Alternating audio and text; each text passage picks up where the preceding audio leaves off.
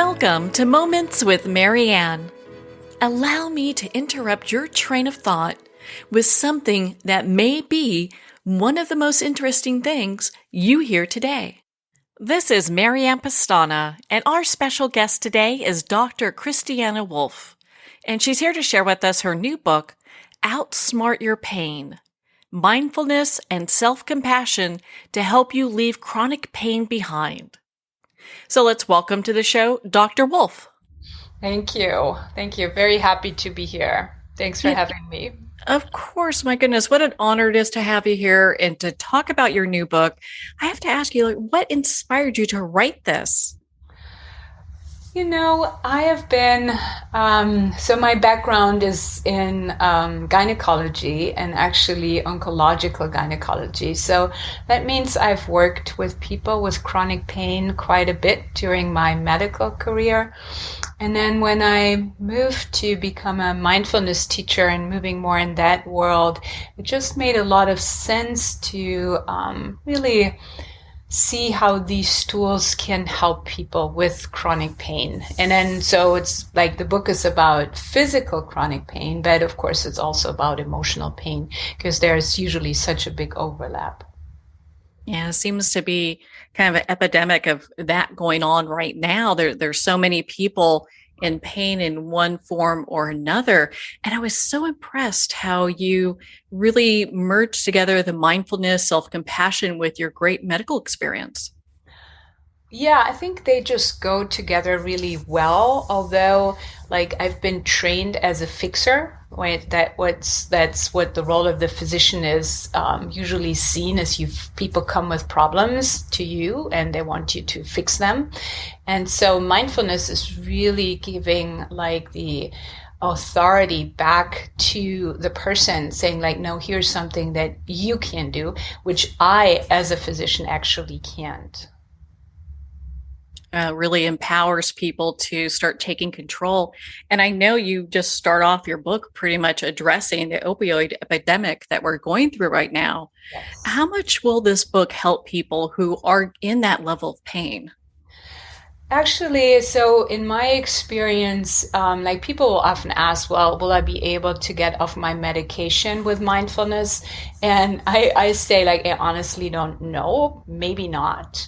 But what I've really seen is that a lot of people were able to lower their medication and to be able to tune back in more with their like deep inner knowledge of just like how much do they need, responding to like other things in their environment and just being more tuned into what actually influences their pain levels.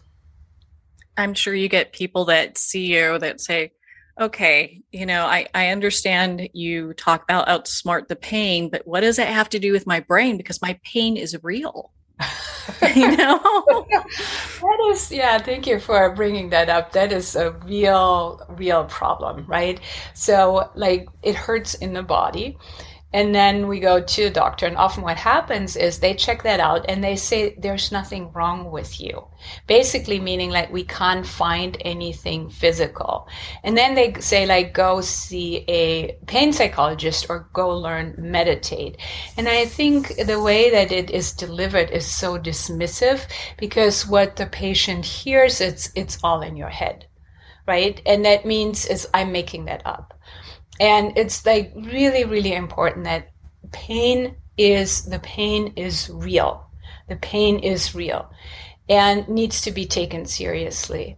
And then there's something quite interesting that people often don't know is like all pain is in the brain, right? It's interesting that the body actually does not produce pain. It produces basically just like a warning signal that signals to the brain, pay attention, which is interesting because that's what mindfulness does, is right? Say like, pay attention.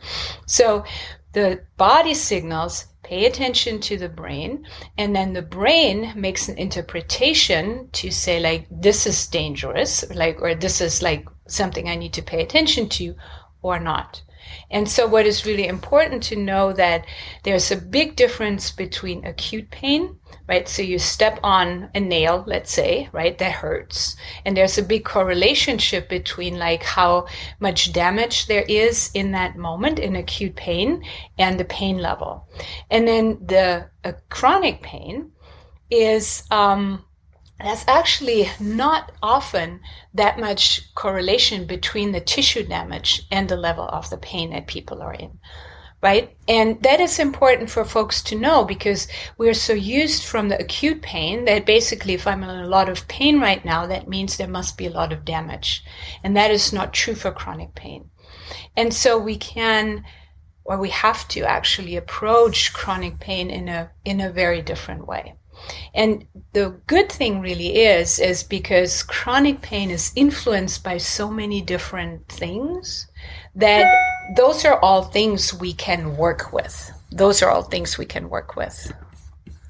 Well, that's very encouraging, I'm sure, for many people, because at least there's like a middle ground. Because I think sometimes people would feel like, gosh, okay, either I'm not in pain or I'm in a lot of pain. There's no gray area in between. Yes. And the thing with chronic pain is that then this is again like where we come to like you outsmart your pain, you actually outsmart your brain because the brain learns pain. And so it tries to basically, well intended, to detect pain even sooner and make pain out of sometimes just memories. And so that is why like people with chronic pain get more and more sensitive to any kind of pain stimuli, which is actually really tragic, right? Because it's just instead of just like going away, it often feels for folks that the pain is getting worse. Well, and I noticed one of the things I was real impressed with is that I know in LA you teach teachers and just you train people on mindfulness-based stress reduction. And I know while that term may be used quite a bit, there's still a lot of people asking, gosh, what is that? Yeah. So what we're training people in is really so mindfulness. Mindfulness is really being present with what is. And it gets quite confusing because it feels like so many people, at least in LA, are meditating now. And meditation is just a generic term, just like exercise. So if somebody says I'm meditating, that tells me as much as if somebody says I'm exercising. That is like, okay, that's great, but what is it that you actually do?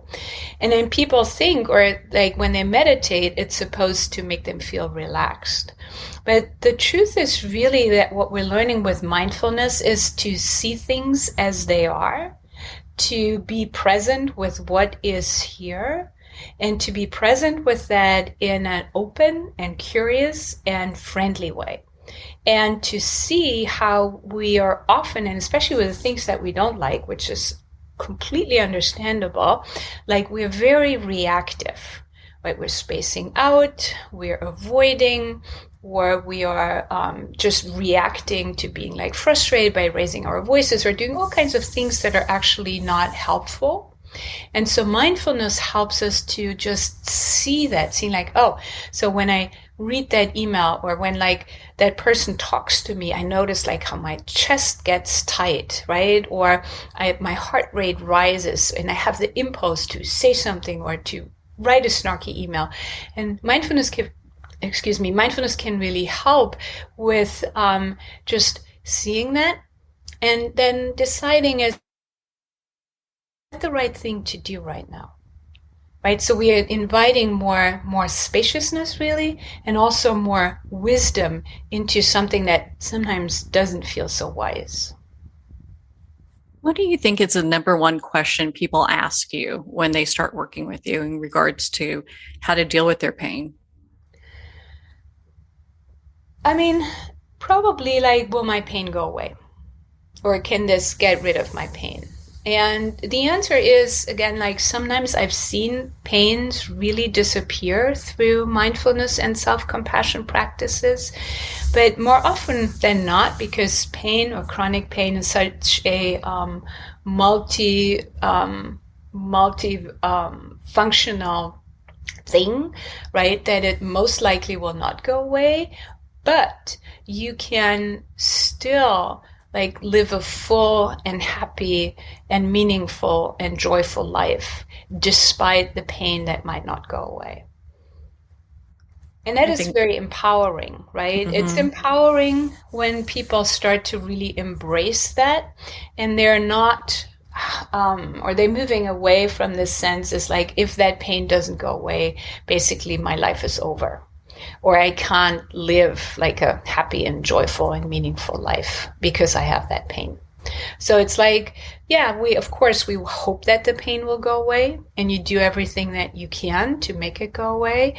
But in the meantime, right? In the meantime, like don't forget to, or don't overlook to really live your life to the fullest. Do you feel that people also will like really identify with their pain in a way that almost becomes their identity? Oh yeah. Oh yeah. And I mean, like, so we have the term in medicine that is called like secondary gain. And it means like, well, if you're sick, some people will really gain from that. So people take care of you, or you have to do less work, right? And so sometimes in an usually unconscious way, we really gain from that, and we don't want to let go of that anymore. But more often what happens is that anything that we experience on an ongoing basis, we will start to identify with that.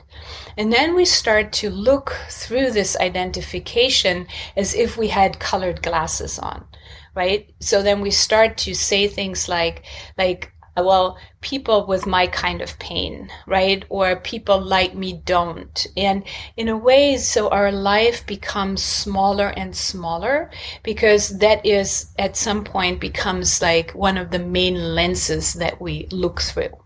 And so with mindfulness, we can just say like, well, there's pain here right now, right? Instead of saying like, I am the person with pain, because when I'm saying that, it usually also really implies this is who I am. This won't change, right? So it has something a lot more solid and a lot more implications, as if I say right now, it's like this. Yeah, I know some people who have done things where they're like, well, you ask them how they're doing, and they talk to you about what pain they're going through, which they seem to over-identify. And I'm not dismissing that, but it just seems that there's this, that's part of their identity completely. Yes. Right. And again, like the mind does that with everything that we spend a lot of like mental time with. and often that's really beautiful. Like you identify with being a parent, or you identify with being a runner, or you identify with being like whatever your profession is, right? But then it can really get in the way when we're just being that, right? And especially because being like a patient with pain is so limiting and feels so tight, right? So that kind of deepens this kind of cycle of pain, and often actually makes the pain worse, because we're then expecting the pain, right? We don't even expect anything else, and we really just start to see the world through that lens or that angle. Yeah, that kind of becomes our story then. Oh yeah, big time. Mm. Yeah. Well, sorry. Go ahead. Oh no, and that is actually something that I find like working with people, or people find really, really helpful, is to make them aware of like what I call the pain story. And the way that works is, so in mindfulness, like regardless whether we work with pain or not, like we have this saying, like as soon as you close your eyes, your mind is busy either rehashing the past or rehearsing the future. It's barely ever here, right? And then I think you might be able to relate to that. Like, so when you drive to work, where's your mind? Not in the car. It's like everywhere else. But, right, then we're hardly ever here. But then what happens when we have chronic pain? So let's say you have a flare up or you feel something in the body. So with people with chronic pain, what usually happens automatically is we have the past pain story pop up. And the past pain story is like everything that happened in relationship to that pain up to this point, right? Like why you have that, why you shouldn't have it, what went wrong, like the doctors that you saw, those that were helpful, those that were not. And so that's the past. And that makes you feel a particular way, which your body feels right now in this moment, right? And then often at the same time, the mind also goes into the future. It says like, oh, if it's like this right now, I wonder what's going to be like this afternoon or tomorrow or next week or in a year, right? And then all the worry that comes from that. And then the body also, where we also feel that right now on top of what is here in this moment. Right. And I've had that actually many, many times where people, when I ask them, if you could just drop like the past story, just for a moment, just imagine like you can access it, and you drop like the future story for a moment, you imagine you can't access it, and you're just with what is here right now, then people go like, huh. That's an interesting thought experiment, right? And then they go like, well, what does that feel like right now?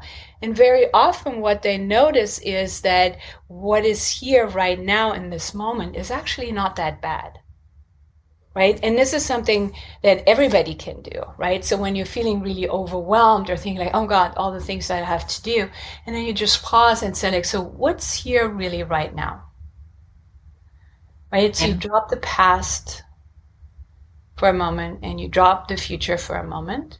They're not going anywhere, so you can just play with that, and then go like, how am I feeling right now? And very often what you hear people say like, oh, I'm okay, right? Or it's not that bad, or there's a sense of a relief. And so that can be like a very, very powerful practice. When people start to realize that, because they walk through their day and go like, okay, am I caught in the past pain story or am I caught in the future pain story right now? That's really impressive when people are in the actual moment, being present in the moment and checking in. I really like that, because then it really kind of identifies like, where am I at today, and where am I at with my feelings? Where do I feel it in my body? Exactly. And you start to also see is like, what is the effect if you're dwelling in the past, right? Because the body is always in the present moment. So the body can only feel it right now because the body doesn't know time, right? The body has no idea. And we know this, like if we're thinking about it, let's say like an upsetting conversation that we had, right? And we were just fine. And suddenly we remember that, and bam, don't we feel that in the body right now? Even though that conversation is gone, like that was yesterday or sometimes years ago, right? And so when we start to really pay attention to that, we really wonder, do I need to do that to myself? And it's not that we want to stop thoughts or we don't want to learn from the past or like plan about the future. That's not what it is about at all. It's just the amount of time that we're spending there. My goodness. I mean, Dr. Wolf, that is just, I think it really is helpful for people to kind of slow down and get to that place, where they're really mindful of the moment. How does self-compassion dovetail with all of this? Oh, yeah. Self-compassion is quite a buzzword right now, at least in my world. And it's like, so what self-compassion actually means is like to become a better friend to yourself, right? And what many, many people experience, and I definitely was one of them or still working on that, is just like I could be very kind and compassionate to pretty much everybody else except to myself. Right, that I have higher standards for myself. I have quite an inner critic quite relentless, that's criticizing everything, and I could do better, or I could work more, or like, why did I say that? So that kind of stuff, right? But what happens if we're again just looking like from a physiological point of view, it's a little bit as if somebody would say that to you. And like what I just used the examples, they're very mild examples, right? A lot of people say like, wow, I would never say out loud to anybody else what I'm saying to myself or what I call myself. I wouldn't have any friends probably. But the body again feels the effect of that self-talk. Right. And it's understandable. We have learned to talk to ourselves in that way. I mean, that's kind of our culture is you work harder, you try harder, you do it again. I mean, you suck it up. Like all these messages that we have been given, right? And it makes us internally really stressed and tense and really afraid of making mistakes, honestly, or even trying something new because we're afraid of making a mistake, right? And so self-compassion is really like what we would need to hear from like a dear friend who really understands what we're going through. And sometimes it's just like, it's a hug, right? Or it's like a squeeze of the hand or like somebody looking at us in a compassionate way or saying like, you have a hard day, right? Or this is really difficult right now. And then when we hear that and we can really receive that, then something in us softens, right? And something says like, oh, thank you. Yes, it's really hard right now. And that moment gives a moment of relief. And so with self-compassion, we learn to offer this kind of support to ourselves. And it's really, really, because like sometimes it's like there's nothing we can do. If we're really struggling, if we're really in pain, if something really horrible happened, there are no fixes, right? That's just the way it is right now. And if we feel that there is somebody, would be lovely if there would always be a person for us there, right?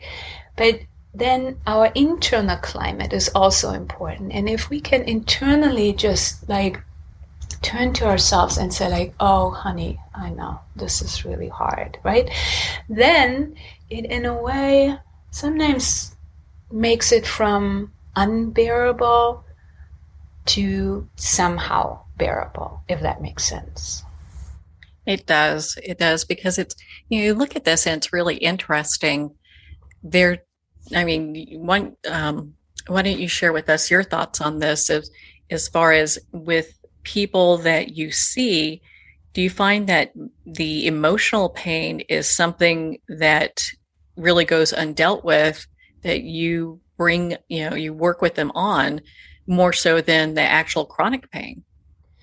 Yeah, I mean, it's the emotional part of chronic pain. It's so interwoven, and it's something that I really feel has been neglected in the medical field so much, right? We've been focusing so much on that there's something wrong with the body, and when we fix that, everything will be fine, right? And what we're seeing really more and more is like how interwoven our emotional life is with our physical life, right?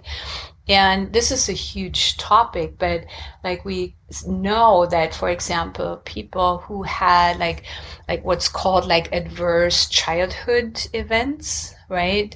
So there are big studies around that, just like looking at, so what happened to children and then how do they cope with life later, and to look at like their health, their mental health, their physical health. And what we find, unfortunately, is that the harder basically the childhood was, right, the more prone we are later to chronic illness and to chronic pain, right? And this is a lot, like we're often thinking about trauma as like physical abuse or sexual abuse, but emotional abuse or even emotional neglect, like not having gotten what you needed as a child as far as like love and care and interaction with adults is involved, right?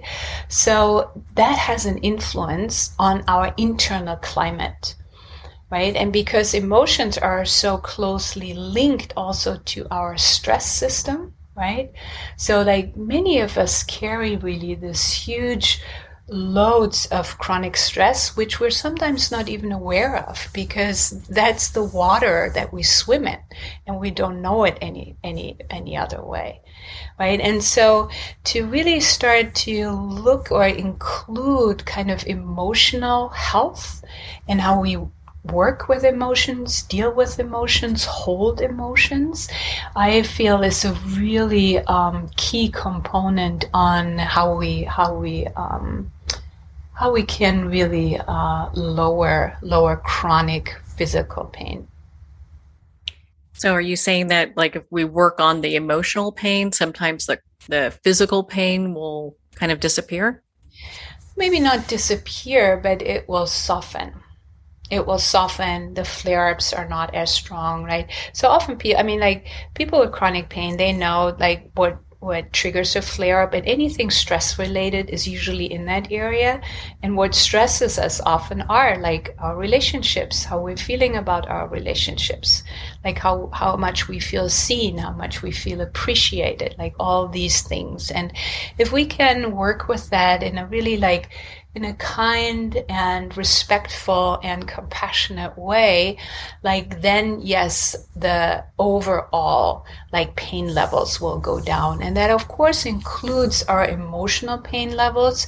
And it also includes, this is really important, this piece is like, there are studies that show with mindfulness practice that for some people, like the objective, whatever that is, pain levels are maybe not going down so much, but the quality of life of people goes up, right? And I find that so hopeful, because what that means is, right, so you can have coming back to what I said earlier, you can have a really fulfilled and joyful and meaningful life and have pain.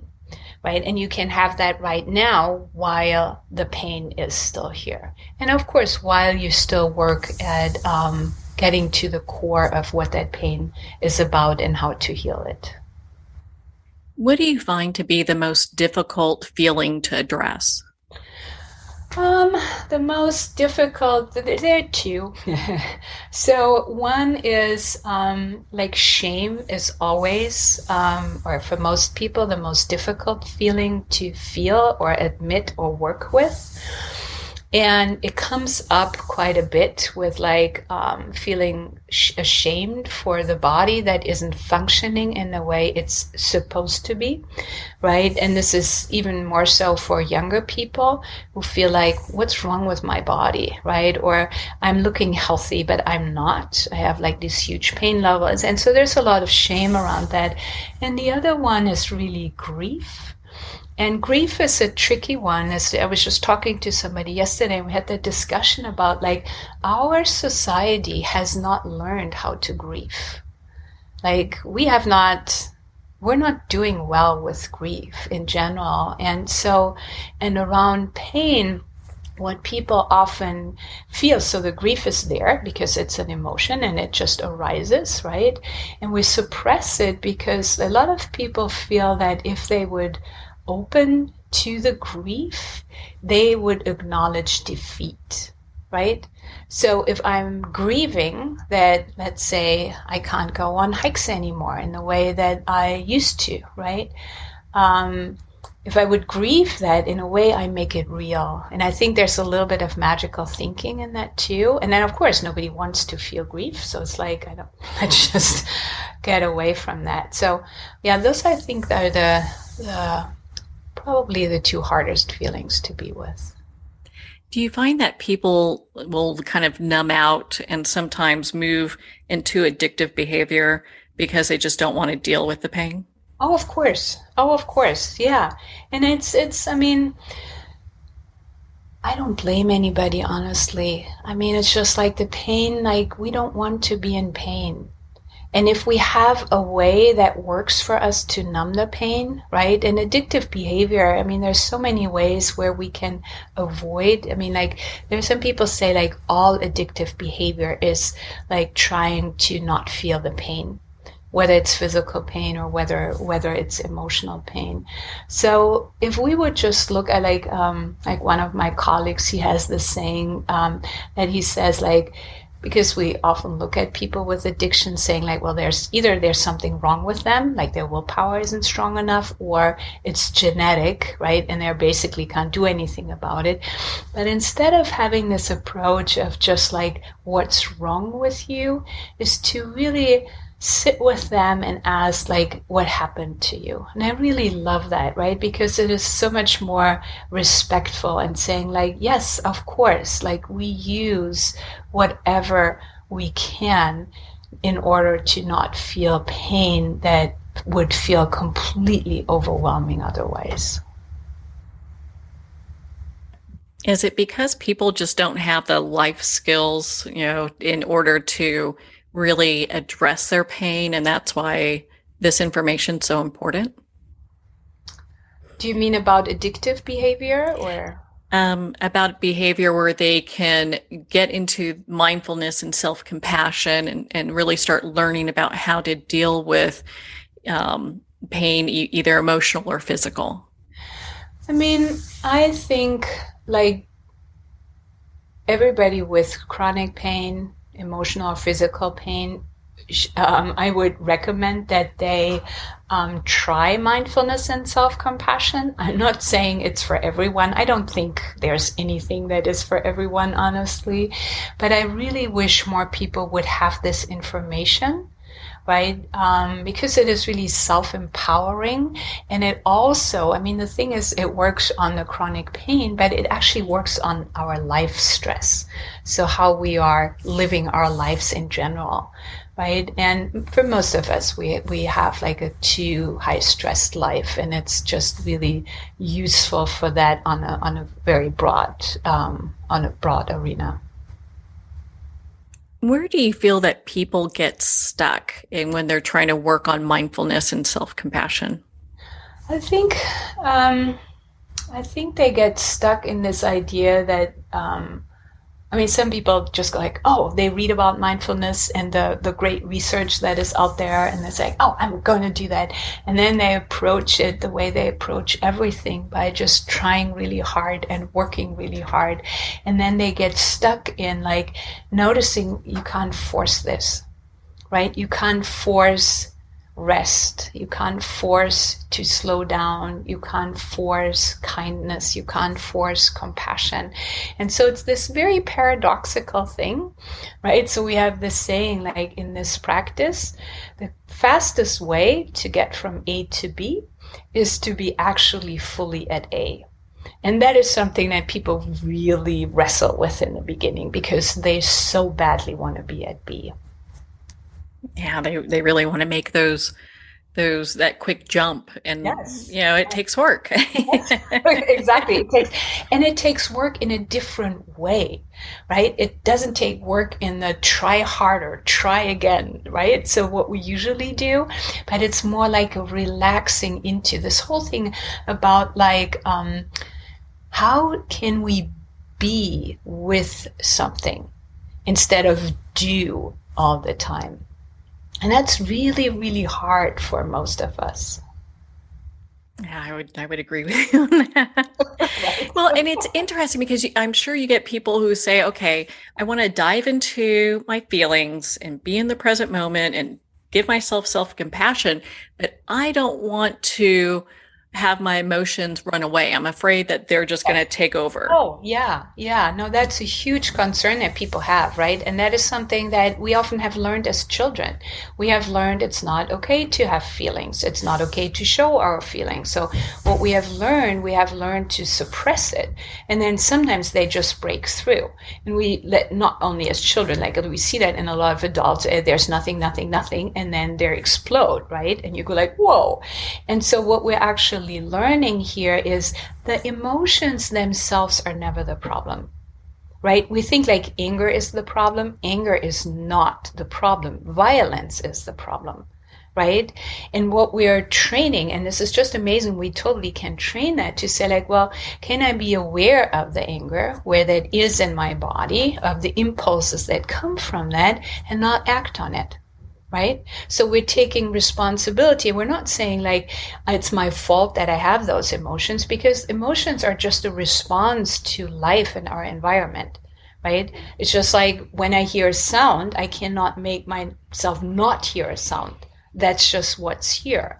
So if there's something in the environment and an emotion is arising, that's the function of an emotion. It gives me information about what happens in my environment, right?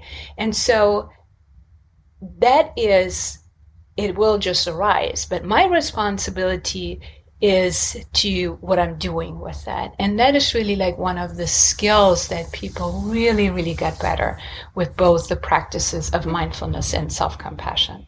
And it's not going to work overnight. Well, just like anything, we practice, Yes. We don't get on a motorcycle and learn how to ride it the first day. We have to do a little practice, Exactly. Yeah, hopefully. Yeah. Right. Yeah. So, and I have to say, I was so impressed with your book, Outsmart Your Pain, because I think a lot of times when people think about that, they don't really equate the emotional aspect to it. They think, oh, it's just going to be the physical stuff. And you really dive into the emotional aspect. It's just beautifully done in this book. Thank you. Thank you. Well, Dr. Wolf, what would you like our listeners to take away, from your book and from the work that you do?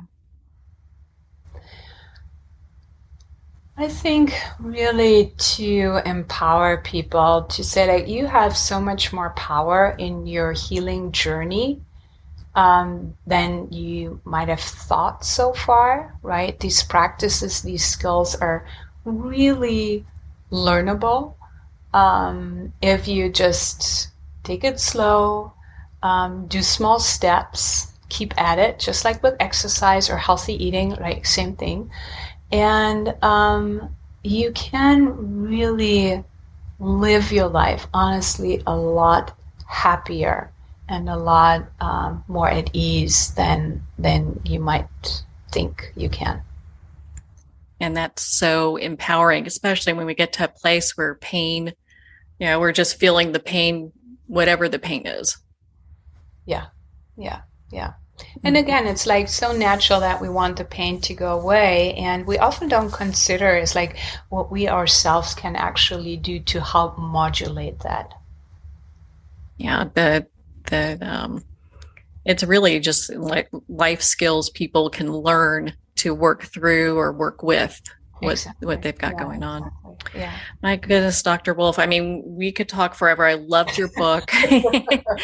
Where can our listeners connect with you and be part of your community and learn more about all the things you do?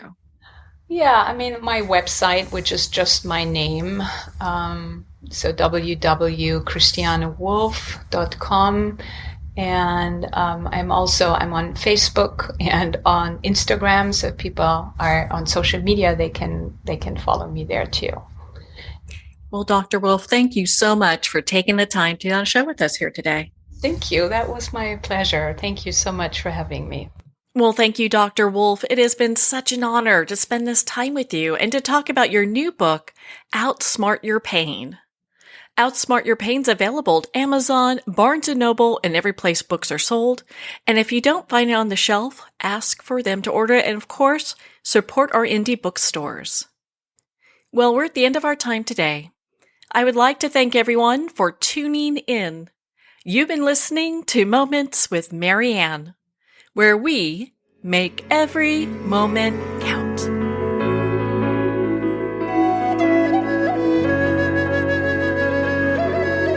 In a single moment, your life can change. Moments with Marianne is a transformative hour that covers an endless array of topics with the best of the best. Her guests are leaders in their fields, ranging from inspirational authors, top industry leaders, and business and spiritual entrepreneurs. Each guest is gifted and a true visionary. A recognized leader in her own work, and while teaching others to develop, refocus, and grow, Marianne will bring the best guest and sometimes a special surprise. Don't miss this. You never know just which moment will change your life forever. Make sure to tune in and visit momentswithmarianne.com for more information.